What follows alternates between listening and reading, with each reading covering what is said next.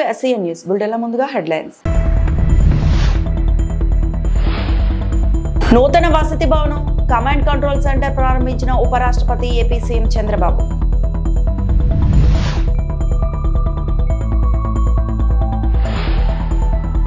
TDP బీజేపీలకు big shock, YCP పార్టీలోకి చేరిన కీలక నేతలు.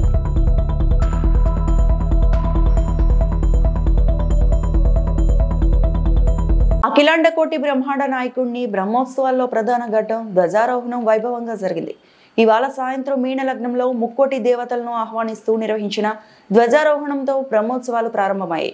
ఈ ఉత్సవాలను పురస్కరించుకొని సీఎం చంద్రబాబు దంపతులు ప్రభుత్వం తరపున స్వామివారికి పట్టు వస్త్రాలు సమర్పించారు. ఆయన చూస్తూ పెరిగాను. అదే సమయంలో నాకు ఏ కష్టం వచ్చినా దేవుని మీద భారవేసి ముందుకు పోస్తూ వచ్చాను. 22 సంవత్సరాల కంటే ముందు ఈ బ్రహ్మోత్సవాలు ప్రారంభించిన రోజునే నాకు ప్రాణభిక్ష పెట్టాడు. అది ఊహించని పరిణామం. మామూలుగా అయితే బ్రతికే పరిస్థితి లేదు. అంటే ఒక పర్పస్ కోసం భగవంతుడు నన్ను బతికిచ్చాడని, ప్రాణభిక్ష పెట్టాడని నేను ఎప్పుడూ ఆ దేవుణ్ణి తలుచుకుంటూ ముందుకు పోతున్నాను. ఈరోజు ఇక్కడికి వచ్చినప్పుడు దగ్గర 14 సార్లు బ్రహ్మోత్సవాల్లో పట్టు వస్త్రాలు దేవుడికి ఇచ్చే అవకాశం కల్పించారు. ఇంకొక పక్కన చూస్తే ఈరోజు ఈ వెంకటేశ్వర స్వామి వల్ల ప్రపంచం మొత్తం శాంతి, సౌభాగ్యం, సమస్యలను కూడా పరిష్కారం చేస్తూ ముందుకు తీసుకుపోతున్నారు. అలాంటి వెంకటేశ్వర స్వామి దగ్గర ఎన్నోసార్లు మనమందరం కూడా ఎన్నో మంచి కార్యక్రమాలు చేశాం. ఒకప్పుడు మీరు ఒకసారి చూస్తే ఇక్కడ బోర్డు మెంబర్స్ అందరూ ఉన్నారు, చైర్మన్ గారు, ఈవో గారు ఉన్నారు. ఇక్కడుండే సభ్యులంతా కూడా ఒక పవిత్రమైన భావంతో పనిచేస్తున్నారు. తిరుమల తిరుపతి దేవస్థానం వెంకటేశ్వర స్వామి పవిత్రత కాపాడుతూనే వెంకటేశ్వర స్వామి ప్రాబల్యాన్ని ప్రపంచం మొత్తం మనం తీసుకెళ్లాల్సిన బాధ్యత మన మీద ఉంది. ఆ రోజు నందమూరి తారక రామారావు గారు ఫస్ట్ టైం ముఖ్యమంత్రి అయినప్పుడు ఇక్కడ అన్నదానం ప్రారంభించారు. ఈరోజు దగ్గర అన్నదానంలో మనం చూస్తే 2,283 కోట్ల రూపాయలు కార్పస్ ఉంది. ప్రతి సంవత్సరం ప్రతి నెల 12 కోట్లు ఖర్చు అవుతుంది. 14 కోట్ల రూపాయలు ఆదాయం వచ్చే పరిస్థితి అన్నదానానికి వస్తూ ఉంది. వడ్డీతోనే దీన్ని పూర్తి చేసే పరిస్థితి వస్తుంది. ఈరోజు టీటీడీ బోర్డులో ఉండే మెంబర్స్ని, చైర్మన్ని, ఈవోని అందరినీ కోరుతున్నా, మీరు కూడా టీటీడీ టెంపుల్స్ ఎక్కడైతే ఉన్నాయో మన ఆధ్వర్యంలో నడిచే టెంపుల్స్ అన్నిటిలో స్టాండర్డైజ్ చేసి ఇక్కడ ఏ విధంగా అయితే అన్నదానం కార్యక్రమం జరుగుతుందో అలాంటి కార్యక్రమం అన్ని టెంపుల్లో చేయాల్సిన మెగా డిఎస్సి ద్వారా ఎంపికైన 15,941 మంది అభ్యర్థులకు గురువారం అమరావతిలో నియామక ఉత్తర్వులు అందిస్తామని విద్యా ఐటీ శాఖల మంత్రి నారా లోకేష్ చెప్పారు. కూటమి ప్రభుత్వం అధికారంలోకి వచ్చాక ముఖ్యమంత్రి తొలి సంతకం మెగా డిఎస్సి పైనే చేశారని, అందుకే ఇది ప్రభుత్వ తొలి విజయమని వివరించారు.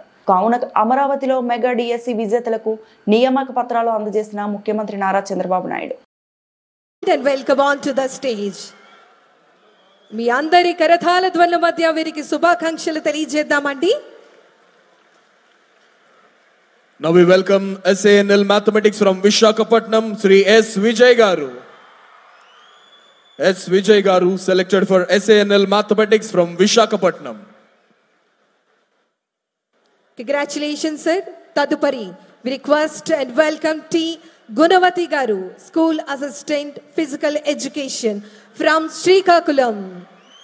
Heartiest congratulations, madam. నేను క్షమాపణ కోరాలనుకుంటున్నా. ఎందుకంటే ప్రభుత్వ విద్యా వ్యవస్థలో రాజకీయాలు దూరంగా పెడతానని హామీ ఇచ్చిన వ్యక్తి, కానీ ఈరోజు గౌరవ ముఖ్యమంత్రి చంద్రబాబు నాయుడు గారితో మేము నడిచినప్పుడు మా యువగలం పాట వేశారు. దానికి మీరందరూ నన్ను క్షమించవలసిందిగా ఈ సభాముఖంగా మిమ్మల్ని అందరూ నేను కోరుతున్నా. వేదికమైన గౌరవ రాష్ట్ర ముఖ్యమంత్రి చంద్రబాబు నాయుడు గారికి, బీజేపీ రాష్ట్ర అధ్యక్షులు మాధవ్ గారికి, ఇక్కడికి రాలేకపోయినా అనారోగ్యం కారణం వల్ల రాలేకపోయినా నాకు అన్న సమానమైన పవన్ అన్న గారికి, మీ అందరి బాలయ్య, నా ఒక్కడికే ముద్దల మావయ్య, గౌరవ బాలయ్య బాబు గారికి, ఈ సమావేశానికి విచ్చేసిన మంత్రులకు, ఎమ్మెల్యేలకు, అదే విధంగా మెగా డిఏసిలో షైనింగ్ స్టార్స్ అందరికీ పేరు పేరున నా హృదయపూర్వక నమస్కారాలు. ఇంట్లో మొదటి గురువు అమ్మ, హెడ్ మాస్టర్ నాన్న, కానీ బడిలో గురువులు అమ్మ నాన్న అంత సమానం. అమ్మ నాన్న తర్వాత ఎక్కువ సమయం పిల్లలు ఉండేది గురువుల దగ్గర. ప్రపంచంలో ఒక గొప్ప ఆస్తి ఉంది. ఆ ఆస్తి ఎవరు మన దగ్గర నుంచి తీసుకెళ్ళలేరు, దాంట్లో వాటా అడగలేరు, లేదంటే దొంగలు ఇంట్లో పడి ఆ ఆస్తిని దోచుకోలేరు. ఆ ఆస్తి ఏంటి? ఆ ఆస్తి ఏంటి? విద్య.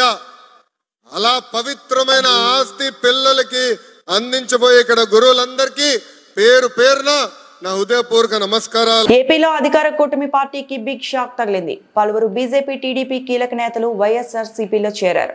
ఈ క్రమంలో వైఎస్ఆర్సీపీ అధినేత వైఎస్ జగన్ సమక్షంలో వారి పార్టీలో చేరారు. వైఎస్ఆర్సీపీ అధినేత వైఎస్ జగన్ సమక్షంలో వైఎస్ఆర్సీపీలోకి పలువురు నేతలు వచ్చారు. కర్నూలు జిల్లా ఎమ్మిగనూరు బీజేపీకి చెందిన మురహరిరెడ్డి, కిరణ్ కుమార్, టీడీపీకి చెందిన మధు, మల్లికార్జున్ వారి పార్టీలోని వీడి వైఎస్ఆర్సీపీలో చేరారు. వైఎస్ జగన్ వారికి పార్టీ కండువా కప్పి వైఎస్ఆర్సీపీలోకి ఆహ్వానించారు. కర్నూలు జిల్లాలో కీలక నేతలు వైఎస్ఆర్సీపీలో చేరడంతో కూటమికి గట్టి ఎదురు దెబ్బ తగిలినట్టు అయింది.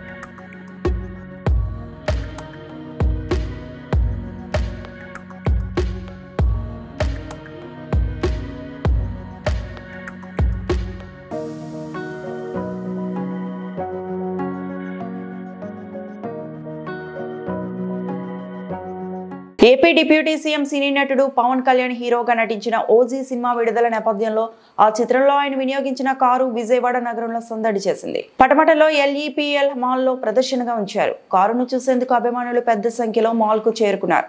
ఈ సందర్భంగా పవన్ కళ్యాణ్ సినిమాలోని పాటలతో నిర్వహించిన ఫ్లాష్ మాబ్ లో యువకులు డాన్స్ చేశారు. 1985 మోడల్ కి చెందిన కాంటెసా కారును ఓజీలో పవన్ వినియోగించారని ఎల్ఈపీఎల్ సీఈఓ కృష్ణ కుమార్ తెలిపారు.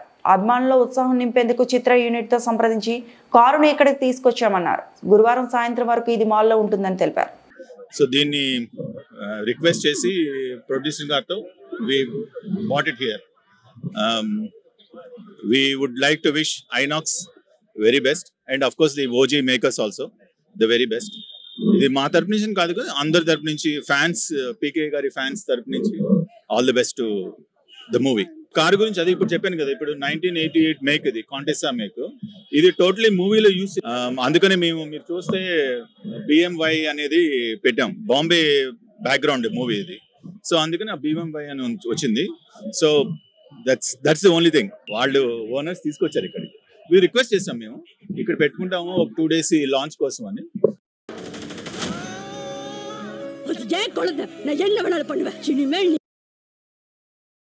ఎస్సీ ఉపవర్గీకరణ బిల్లు 2025కు శాసన మండలి ఆమోదం తెలిపింది.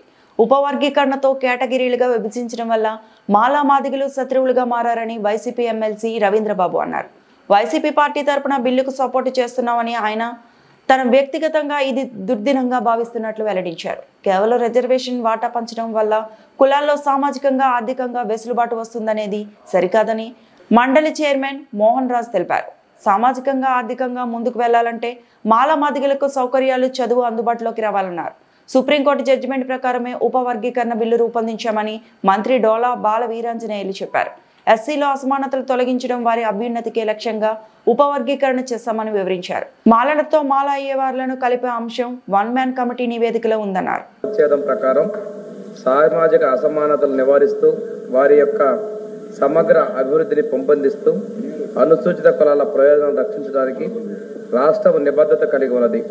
దీనికి అదనంగా ఆదేశ సూత్రాల్లోని 38 రెండవ అనుచ్ఛేదంలో పొందుపరిచిన విధంగా హోదా, సదుపాయాలు మరియు అవకాశాలలో వ్యక్తుల మధ్యనే కాకుండా వివిధ ప్రాంతాల్లో నివసిస్తున్న మరియు విభిన్న వృత్తుల్లో నిమగ్నమైన సమూహాలలో కూడా అసమానతను తొలగించే విధంగా రాష్ట్రం ప్రయత్నిస్తుంది. ఈ సందర్భంలో అనుసూచిత కులాల ఉపవర్గీకరణ గురించి 2011లోని WPC రిట్ పిటిషన్ పిల్ అప్పీల్ నంబర్ 2317ను 1/8/24 తేదీ గల 2022లోని రిట్ పిటిషన్ నంబర్ 566తో ఇతర పిటిషన్లను కలిపి 7 న్యాయమూర్తులతో కూడిన గౌరవ సర్వోన్నత న్యాయస్థానం ఇచ్చిన తీర్పును వెలువరించింది. ధర్మాసనంలోని 7 న్యాయమూర్తులకు గాను 6 అనుసూచిత కులాల ఉపవర్గీకరణ చెల్లుబాటు రాజ్యాంగపరంగా అనుమతించబడిందని అభిప్రాయపడ్డారు. 15/11/24 తేదీన social welfare department GO number 86 ద్వారా అనుసూచిత కులాల్లో గల వివిధ ఉపవర్గాల మధ్య అనుసూచిత కులాల ఉపవర్గీకరణపై నిర్దిష్టమైన సిఫార్సులు సూచించడానికి COA చట్టం కింద శ్రీ రాజీవ్ రంజన్ మిశ్రాతో ఏకసభ్య కమిషన్ను ఏర్పాటు చేసింది. రిజర్వేషన్ ప్రయోజనాలను సముచితంగా మరియు సమానంగా పంపిణీ చేసేందుకు అనుసూచిత కులాల మధ్య ఉపవర్గీకరణ అమలు చేయడానికి OMC యొక్క సిఫారసును ప్రభుత్వం ఆమోదించింది. 59 కులాల వర్గముల ప్రకారం ప్రతిపాదించిన రిజర్వేషన్ గ్రూప్ 1 అత్యంత వెనుకబడినటువంటి 12 కులాలకు 1%, గ్రూప్ 2 వెనుకబడిన 18 కులాలకు 6.5%, గ్రూప్ 3 కింద 29 కులాలకు 7.5%, మొత్తం 15%కు వర్గీకరణ చేయడం జరిగింది. శాసన మండలి ప్రోరోగ్ చేయబడి అప్పుడు సమావేశాలు లేనందున మరియు పై నిబంధనలు తక్షణమే అమలు చేయాలని నిర్ణయించి 2025 ఏప్రిల్ 16న గవర్నర్ ఆంధ్రప్రదేశ్ అనుసూచిత కులాల ఉపవర్గీకరణ అధ్యాదేశం 2025 జారీ చేశారు.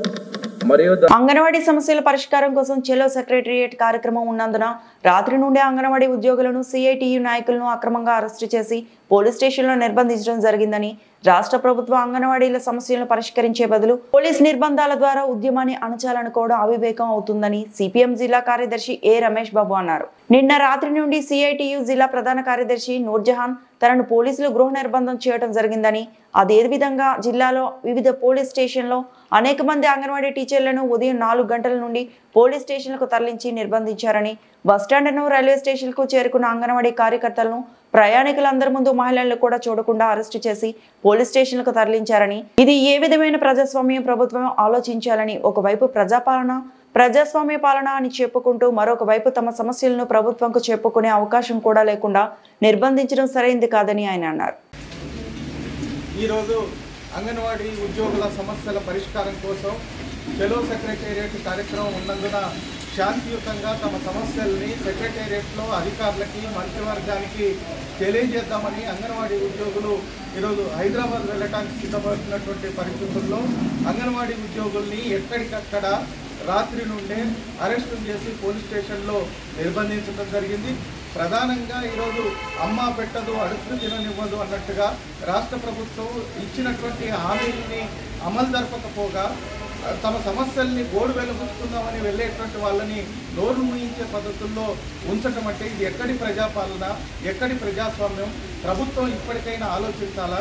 అంగన్వాడీ ఉద్యోగులకు గతంలో ఇచ్చినటువంటి హామీలు ఏదైతే కనీస వేతనం 18,000 ఇస్తామన్నారు, ఉద్యోగ భద్రత కల్పిస్తామన్నారు, రిటైర్మెంట్ బెనిఫిట్స్ ఇస్తామన్నారు, ఇవేవి అమలు జరపకపోగా ఈరోజు ఉన్నటువంటి ఉద్యోగాలకు ఎసరు పెట్టే పద్ధతుల్లో నూతన జాతీయ విద్యా విధానంలో భాగంగా ఈరోజు ఈ అంగన్వాడీ ఉద్యోగులకి ప్రమాదం తెచ్చే పద్ధతుల్లో చర్యలు తీసుకుంటా ఉన్నారు. అదేవిధంగా ఫోటో క్యాప్చర్ మూలంగా ఈరోజు విపరీతమైనటువంటి పరిభారం జరిగింది. వీటిని పరిష్కరించాలని వెళ్తున్నటువంటి అంగన్వాడీ ఉద్యోగుల్ని అక్రమంగా మహిళలను కూడా చూడకుండా పోలీస్ స్టేషన్లో నిర్బంధించడం అంటే ప్రజాస్వామ్యాన్ని కూలీ చేయటం అవుతుంది. ప్రభుత్వం వెంటనే సమస్యల్ని పరిష్కరించాలా, అంగన్వాడీ ఉద్యోగుల డిమాండ్లను నెరవేర్చాలని కోరుతూ ఉన్నాం. లేకపోతే ఈ అరెస్టులతోటి అక్రమంగా నిర్బంధాలతోటి ఉద్యమాన్ని ఆపలేరు. గత పాలకులకు ఏ పద్ధతుల్లో ప్రజలు గుణపాఠం చెప్పారో ఈ ప్రభుత్వానికి కూడా అదే పరిస్థితి వస్తుందని హెచ్చరిస్తా ఉన్నాం. వాళ్ళ బాస్ చంద్రబాబు ఆడించినట్లు రేవంత్ రెడ్డి ఆడుతాడు. కర్ణాటకలో ఆల్మట్టి డ్యాం 5 ఫీట్లు హైట్ పెంచడాన్ని 70,000 కోట్లు ఖర్చు పెడుతున్నారు. అదే 40 లక్షల ఎకరాలకు నీళ్లు ఇచ్చే ప్రాజెక్టు 93,000 కోట్లు పెట్టి కడితే 1,00,000 కోట్లు తిన్నారని ప్రచారం చేశాడు. 93,000 కోట్లు ఖర్చు అయిన ప్రాజెక్టుకు 1,00,000 కోట్లు ఎలా తిన్నారని ఆలోచించారా? 1,00,000 కోట్లు తింటే ఆ బ్యారేజీలు, పంప్ హౌస్లు, సొరంగ మార్గాలు, కాల్వలు, రిజర్వాయర్లు ఎవరు కట్టారు అని కేటీఆర్ ప్రశ్నించారు. రేవంత్ రెడ్డి ఇయ్యాడు. ఎందుకు ఇయ్యాడు? ఎందుకంటే ఆయన బాస్ కిందున్నాడు చంద్రబాబు నాయుడు. నువ్వు కడితే బరాబర్ మర్యాద ఉండదు రాబాయ్ అంటే కిందికి నీళ్ళు పోవన్నాయి. మరి ఇయ్యాడు. ఆయన ఆడిచ్చినట్టు ఈయన పాపం ఈయన దేవుని ఈయన కోవట్టు చిన్న మనిషిన వాళ్ళిద్దరు ఎట్లా ఆడిస్తే అట్లా ఆడేటోడు ఈయన చేతులు ఏముంటుంది. అట్లాగే ఇప్పుడు నిన్న మీరు చూసిండ్రు పక్కకు కర్ణాటకలో ఆల్మట్టి డ్యామ్ హైట్ పెంచుతుండ్రు 5 ఫీట్లు.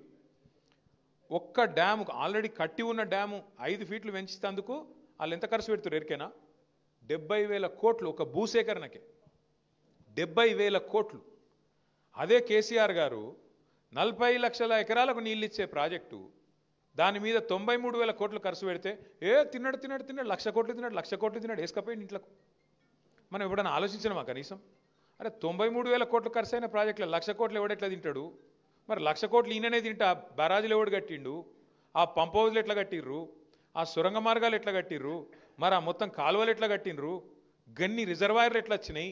గిన్ని నీళ్ళు ఎట్లా వస్తున్నాయి? ఇలా భూమికి బరువు అయ్యేంత పంట ఎడికెళ్ళి వండుతున్నది అని ఎప్పుడైనా కూర్చొని ఆలోచించినవా? ఇగో తిన్నాడట అంటే తిన్నాడు తినే ఉంటాడు.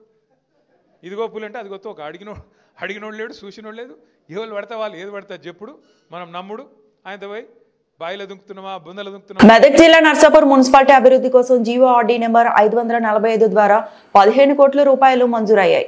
ఈ సందర్భంగా municipal commissioner Sriramachandra Reddy, manager B Madhusudan media ముఖంగా మాట్లాడుతూ ఈ నిధులు మున్సిపాలిటీలో 15 వార్డుల్లో రహదారులు, కాలువలు, నీటి సరఫరా, వీధి దీపాలు, ఇతర మౌలిక సదుపాయాలు మెరుగుదలకు ఉపయోగపడతాయని municipal commissioner Sriram Charan Reddy, manager B Madhusudan హర్షం వ్యక్తం చేశారు.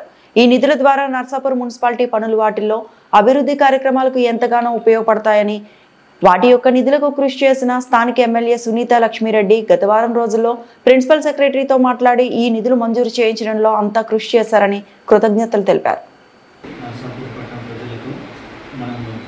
ఈ పండగ ఏర్పాట్లో భాగంగా బతుకమ్మ కోసము ఒక 8-9 ప్రదేశాలలో మేము ఏర్పాటు చేయడం జరుగుతున్నది. ప్రత్యేకమైన లైటింగ్ వ్యవస్థను ఏర్పాటు చేస్తున్నాం. దాంతోపాటుగా శానిటేషన్ యాక్టివిటీస్, అదే వాటర్ సప్లై, వివిధ రకాల సదుపాయాలను కల్పిస్తున్నాము. అలానే ప్రజలందరూ కూడా మన కోఆపరేషన్ అందించి 9వ తారీఖు నాడు సెప్టెంబర్ 28 నాడు మనము సద్దుల బతుకమ్మను నిర్వహిస్తున్నామంటూ చెప్పారు మన గ్రామ పెద్దలు. అదేవిధంగా 2వ తారీఖు నాడు అక్టోబర్ 2వ తారీఖు నాడు దసరా పండుగ నిర్వహిస్తున్నాము. దానికోసం కూడా తగిన ఏర్పాట్లు చేస్తున్నాము. ప్రజలందరూ కూడా అందరూ మంచి వాతావరణంలో పండుగ జరుపుకొని అందరికీ మంచి జరగాలని కోరుకుంటున్నాను. Thank you so much. అందరికీ నమస్కారం. నర్సాపూర్ పట్టణ ప్రజలకు బతుకమ్మ శుభాకాంక్షలు. ఇందులో భాగంగా మనం ఈరోజు చెప్పుకోవాల్సిన విషయం ఏంటంటే, మనకు ప్రభుత్వం నుంచి 15 కోట్ల నగరాభివృద్ధి స్కీమ్లో మనకు రావడం జరిగింది. ఇది మన మున్సిపాలిటీ అభివృద్ధికి ఎంతగానో ఉపయోగపడుతుంది. దీంట్లో వివిధ రకాల అభివృద్ధి కార్యక్రమాలను చేపడుతున్నాము. ముఖ్యంగా మన చెరువుల డెవలప్మెంట్ అంటే beautification and development of tanks ఉన్నాయి. ఇంకా వివిధ రకాల సీసీ రోడ్ల నిర్మాణం, డ్రైన్స్ నిర్మాణం చేపడుతున్నాము. దీని ద్వారా ఇది చాలా మున్సిపల్ అభివృద్ధికి ఎంతగానో ఉపయోగపడుతుందని తెలియజేస్తున్నాను. Thank you so much. శాసనసభలో సర్వేపల్లి శాసనసభ్యుడు సోమిరెడ్డి చంద్రమోహన్ రెడ్డి మాట్లాడుతూ, సర్వేపల్లి నియోజకవర్గంలో అన్యాయంగా అక్రమంగా టీడీపీ నాయకులపైన, నాపైన ఎన్నో అక్రమ కేసులు నమోదు చేశారు అని, అలాగే ఉదయగిరి నారాయణ అనే దళితుడిను అన్యాయంగా అక్రమంగా చంపేశారు అని, అతని మృతిపై సిట్ ఆధ్వర్యంలో విచారణ చేసే దోషులను శిక్షించాలని డిమాండ్ చేశారు. చంద్రమోహన్ రెడ్డి గారు. నమస్కారం. లాస్ట్ 5 years, గత 5 సంవత్సరాలు వైసీపీ పరిపాలనలో ఒక ముద్దాయి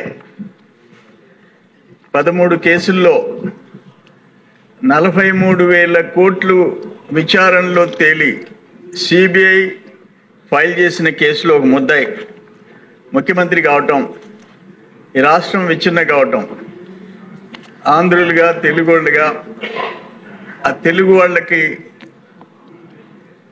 అప్రతిష్ట పాలు చేయటం, దురదృష్టకరం అధ్యక్ష. ఇవన్నీ చూసాం. 5 yearsలో వాళ్ళు దోచుకోవటం కాకుండా ప్రతిపక్ష పార్టీ అనేది ఉండకూడదని అందరి మీద కేసులు పెట్టడం, ఆగ్రహణ సాక్షాత్ ముఖ్యమంత్రిగా పనిచేసిన చంద్రబాబు నాయుడు గారిని కేసు సృష్టించి ఒక స్కిల్ డెవలప్మెంట్ అని చెప్పేసి జైల్లో పెట్టడం. అప్పుడు కూడా మేము పూణేకి పోయినాం. ఏ కంపెనీకి అయితే మనం ఆర్డర్ ఇచ్చామో ఆ కంపెనీ యజమాని చేత మాట్లాడించాం. అది పక్క రోజు పేపర్లలో బ్లాస్ట్ అయింది. ఆవేదనతో మాట్లాడినాడు. ఒక ఎంపీ వచ్చి కూర్చొని నువ్వు గన అప్రూవర్గా మారకపోతే మళ్ళీ నిన్ను జైలుకి పంపిస్తామంటే పంపించుకోండి అంటే రెండోసారి కూడా ఆయన జైలుకి పోయే పరిస్థితి వచ్చింది. దానికైనా సిద్ధపడ్డాడు, కానీ అబద్ధం అయితే చెప్పనని చెప్పాడు. చంద్రబాబు నాయుడు గారి తప్పు లేదు అని చెప్పాడు. ఫర్ ఎగ్జాంపుల్, నాకు సరేపల్లి కాన్స్టిట్యున్సీలో నేను హైదరాబాద్లో ఉండా ఉదయగిరి నారాయణ ఒక ఎస్సీ క్యాండిడేట్ చిన్న ఒక బ్రిక్ ఇండస్ట్రీలో ఇటుకురాయి బట్టీలో పనిచేస్తుంటే 2000 అడ్వాన్స్ ఇచ్చినాడని చెప్పి ఆ తక్కువ కూలిస్తుంటే పక్క బట్టీలోకి పోయినాడని చెప్పి 1వ రోజు 2వ రోజు పిలిచి 3వ రోజు కొడితే చచ్చిపోయినాడు పోలీస్ స్టేషన్లో, పొదలకూరు, నా కాన్స్టిట్యున్సీ. మనం కలిసి రిప్రజెంట్ చేసాం అది. అవును, ఢిల్లీలో. అప్పుడు ఆ బాడీని తీసుకుపోయి చంపేసి లాకప్ డెత్లో అడవిలో, పక్కన ఉండే అడవిలో ఒక యూకలిప్టస్ చెట్టుకి ఎలాడదీశారు. ఉరేసుకునే వాళ్ళు యూకలిప్టస్ చెట్టుకి ఎలాడారు. అయిపోయింది. నేను హైదరాబాద్ నుంచి ఫ్లైట్లో వచ్చాను, నెల్లూరులో కూర్చున్నాం. 3rd day, మొదటి రోజు పోస్ట్ మార్టం చేయలే, 2వ రోజు పోస్ట్ మార్టం చేయలే, 3వ రోజు మేము 70 మంది పోయి హాస్పిటల్లో కూర్చున్నాం. ఆ భార్య బిడ్డలు ఏడుపులు చూసాం. రేవంత్ రెడ్డి పెట్టిన ఫ్రీ బస్సులోనే సచివాలయానికి వచ్చి రేవంత్ రెడ్డికి వ్యతిరేకంగా నినాదాలు చేస్తున్న అంగన్వాడీ టీచర్లు తమ డిమాండ్లు పరిష్కరించాలని అడిగితే అరెస్టులు చేస్తారా అంటూ ఆగ్రహం. సచివాలయం ముట్టడికి దాదాపు బస్సులోనే వస్తున్న అంగన్వాడీ టీచర్లను అదే బస్సులో పోలీస్ స్టేషన్ కు తరలిస్తున్న పోలీసులు.